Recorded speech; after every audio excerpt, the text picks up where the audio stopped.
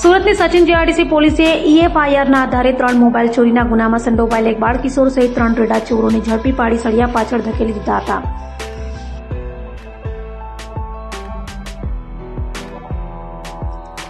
Surat police commissioner Anupamsinh Gehlot, સંયુક્ત police commissioner Mahendra Bagaria, નાયબ police commissioner Rajesh Parmar, મદદનીશ પોલીસ કમિશનર AC તરાળેની સૂચનાને લઈ PI કે ગોહિલ અને બબી પરમારની ટીમ PSI HR પટેલના માર્ગદર્શન હેઠળ પેટ્રોલિંગમાં હતી ત્યારે અનારમાં હેડ કોન્સ્ટેબલ ધનંજયભાઈ અને સુનિલભાઈને મળેલી બાતમીના આધારે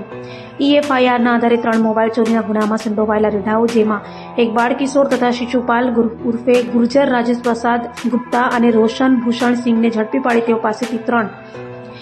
એન્ડ્રોઇડ મોબાઈલ કબજે લઈ કાયદેસરની કાર્યવાહી હાથ ધરી હતી.